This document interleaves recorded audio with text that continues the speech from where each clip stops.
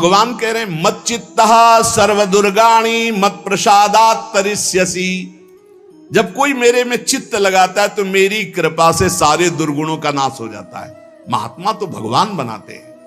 करो सत्य ते साधु समाना, मैं उसे साधु बनाऊं। हमारा कर्तव्य हमारा चित्त प्रभु में लग जाए।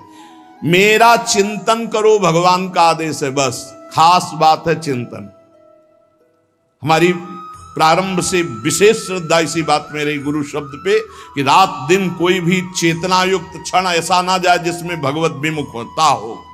बस इसी बात की साधना जीवन भर रही। प्रारंभ में गुरुदेव ने कह दिया जब तक चेतना है तुम्हारे में तो तुम्हारा जागृत अवस्था का चेतना युक्त एक भी क्षण व्यर्थ नहीं जाना चाहे। तो गुरु कृपा से यही प्रयास रहा है कि हमारा एक भी मिनट भगवान से विमुख न जाए। पूर्व में ऐसी स्वभाव वृत्ति बनाई थी कि लोगों को ये शंका होती थी कि ये बोल पाते हैं कि नहीं बोल पाते हैं, अर्थात इनके वाणी है कि नहीं है, मूक मौन, जटाओं का बोझा, एक वस्त्र, बस शांत। बुलाया गया, घंटा बजा तो पहुंच गए, प्रसाद लिए, उसमें एकांत, हर समय मंत्राग। कथा में बैठे हैं, अनुकूल वचन आया तो सुन लिया, नहीं पूरा का पूरा सत्संग ऐसे ही चला गया। हमारा मंत्र चल रहा है, एक क्षण भी मंत्र से बिलग नहीं। हमारा कर्तव्य है केवल चिंतन। चिंतन करोगे तो अभी मुक्त हो, अभी परिणाम में नहीं। अभी हम राधा बोल रहे हैं, अभी प्राण निकले, अभी श्री जी के पास पहुंच जाएंगे। भगवान की कृपा का बल और साधन का तुम्हारा पूरा प्रयास प्रयत्न, ध्यान रखो, दो से सिद्धि प्राप्त होती है। भगवान की कृपा का बल और आपकी पूरी साधना का प्रयास प्रयत्न, कायरता नहीं। भगवान की कृपा का बल और तुम्हारा पूरा प्रयास, पूरा प्रयत्न। देखो भगवान की दर्शन वृत्ति हृदय में जागृत हुई ध्रुव जी के पद को लेकर, कामना को लेकर। मैं भगवान का साक्षात्कार करूंगा, उनसे वरदान मांगूंगा कि मुझे सबसे श्रेष्ठ पदवी की प्राप्ति हो। चले, भगवान नारद जी मिले। पहला प्रलोभन, चलो अभी तुम्हें इस सम्राट पद पर नकार दिया। फिर भय, सांप हैं, बीछी हैं, जंगल के बड़े, और फिर यक्ष राक्षस, न जाने कौन कौन है। तुम अभी बालक हो, तुम्हें खा जाएंगे, तुम क्या तपस्या करोगे, क्या भजन। नहीं, इससे भी नहीं टिके, कुछ भी हो, कदम वापस नहीं जाएंगे, अब तो हरि की प्राप्ति। तो गुरु मंत्र दे दिया। 6 महीने बहुत ही देह भाव रहित होकर उच्च कोटि की साधना की। बालक होने पर यही मथुरा में, मधुपुरी में देह भाव रहित होकर के, क्योंकि जंगल में ऐसे ऐसे मच्छर बड़े बड़े ना, एक मच्छर मारे तो पूरा होश खराब हो जाए, पूरी चेतना जागृत। तो उस 5 वर्ष के राजकुमार के शरीर में कितने मच्छर चिपके रहे होंगे, क्या क्या भयावह। हमने तो सेनपुर में देखा, आसन लगाए बैठे, काला नाग सांप ऐसे फुसकार रहा है। पूरा दृढ़ निश्चय है कि अगर ये काटने का समय है तो काट लेगा, नहीं काटना तो बिल्कुल नहीं काटेगा, बैठे रहो। वो ऐसे पास से निकल गए, छाती से भी निकल गए हैं। निश्चय है कि अगर काटना है काट। सैकड़ों बिच्छू, कभी ऐसे डंक नहीं मारा। और अगर काटना हो मारना हो ना तो बढ़िया महल में बैठे हो तो वहां जाके काट लेंगे। ध्रुव जी अपनी निष्ठा से कभी नहीं विचलित हुए। अब जब भगवान सामने आए तो आखिरकार 5 वर्ष के बालक घबरा गए। भगवान का तेज, भगवान का रूप, भगवान की महिमा।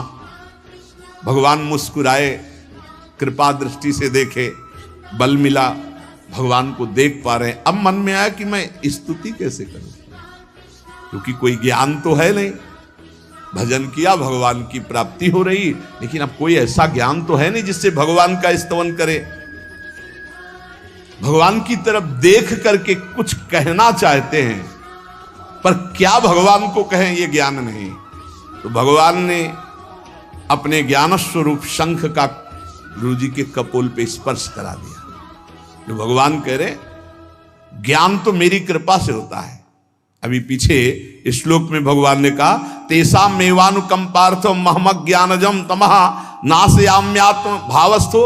अनात्म भाव का ये जो आत्मस्वरूप अनात्म देह में भाव आ गया है, इसके नाश का जो ज्ञान होता है ये भगवान की कृपा से होता है।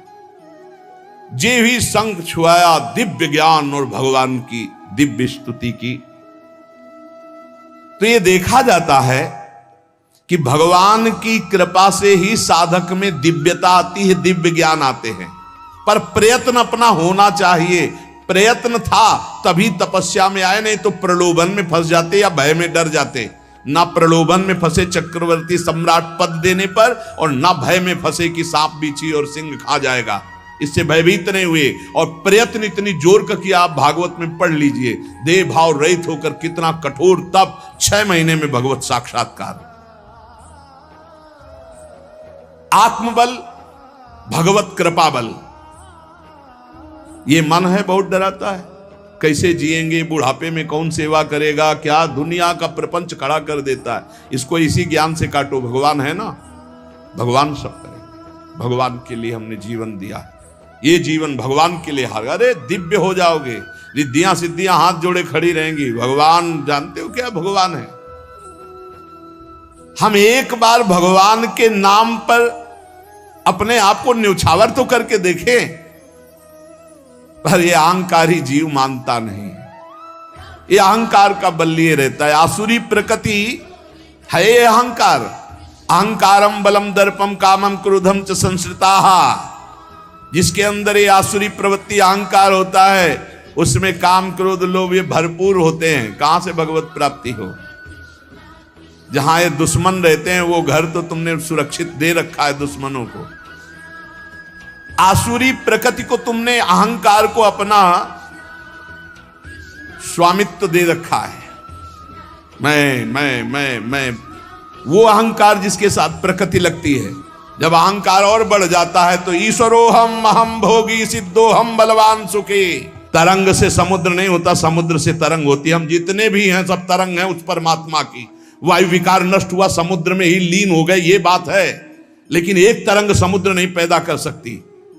एक सूर्य चमक रहा, कोई बन के सूर्य दूसरा चमक के दिखाए। बहुत सावधानी से उपासना करो। ये अहंकार, भगवान कह रहे हैं, भगवान ये जो अहंकारम बलम दर्पम कामम क्रोधम च संश्रिताः, इस अहंकार को नहीं मिटाया तो ये अनुभव कराने लगता है और 4 बोलने लगते हैं कि आप तो भगवान हैं। तो धर्म सम्राट करपात्री जी, इतने सिद्ध महापुरुष, और विश्वेश्वर विश्वनाथ जी की स्थापना करके रात दिन आराधना, काशी में बड़े बड़े सिद्ध महापुरुष भगवान शिव की आराधना करते, बड़े बड़े सिद्ध महापुरुष भगवती अम्बा की आराधना करते। ये कौन सा ज्ञान प्रकट हो जाता है जो भगवत स्वरूपों का अपमान होने लगता है। मुझे यही समझ में नहीं आता। गुरु रूप से हमें शास्त्र के आचरण देने आए, मनमानी भ्रष्टाचार सिखाने नहीं आए। आज तक कभी कहीं भी भगवत स्वरूपों का अपमान महापुरुषों द्वारा नहीं हुआ। महापुरुष और भगवान में अंतर नहीं, पक्का मुझे विश्वास। हम तो चराचर जगत को भगवत स्वरूप मानते हैं, लेकिन आचरण कराने के लिए आचार्य गुरुदेव जैसे चले हैं वैसे ही चलना होता है। सदैव संतों ने अपने को अधम और तुच्छ और नीच कहा है। हनुमान जी जैसा कोई ज्ञानी महाबली, कोई त्यागी, कोई ब्रह्मचारी बैरागी, हनुमान जी जैसा कोई त्रिभुवन में द्वितीय हुआ हो तो बता दो। अतुलित बलधामम हेम शैलाभदेहम दनुजवन कृशानुम ज्ञानिनाम अग्रगण्यम। अरे जय गिर चरण दे हनुमंता चले सुगा पाताल तुरंता। हजार हजार को पकड़ के कछु मारिस कछु मर्दिस कछु मिले से धरि धूरी।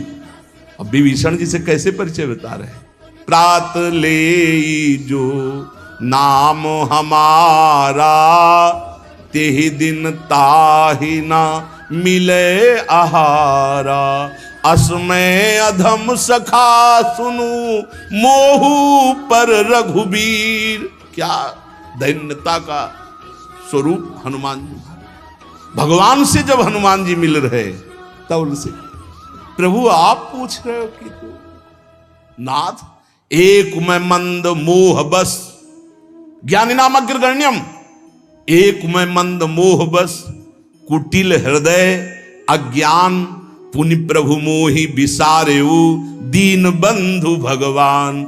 जय प्रणतारित भंजन चरणों में लौट गए हनुमान जी महाराज। सबरी जी भगवान सामने बैठकर स्तुति करते हैं। जो नवधा भक्ति है वो उपदेश नहीं है, सबरी जी की स्तुति है। ये सब भक्ति सबरी जी में विराजमान, क्योंकि उसी समय सबरी जी भगवत धाम जाती है तो उपदेश तो उसको दिया जाता है जो आचरण में उतारे। सबरी जी तो सिद्ध महापुरुष अभी भगवत धाम जा रहे हैं भगवान के सामने ही। वो क्या कहती, अधम ते अधम अधम अति नारी, तीन मह में मति मंद अघार। हरिवंश महाप्रभु, क्वाहम तुच्छ परम अधम प्राण्यो गर्ह कर्मा, यत्तन्नाम स्फुरति महिमा हरेश वृंदावनस्य। इन सब बड़े बड़े आचार्य महापुरुषों ने भगवान की दास्ता स्वीकार करके, जीवन अर्पित करके, आचरण करके दिखाए। जहां ये आसुरी अहंकार होता है तो ईश्वरोहम महम भोगी सिद्धोहम बलवान, ये सिद्धावस्था नहीं है, ये तमोगुणी आसुरी अहंकार का परिणाम है जो ये दिखाई देता है भगवत स्वरूपों का अपमान करके। नहीं, यद्यपि अभेद है वो महापुरुष शिव और वो अभेद है, पर आचरण जब करेगा तो स्वामी और सेवक का करेगा। काशी नगरी सिद्धों की नगरी है, ज्ञानियों की है, देखा है?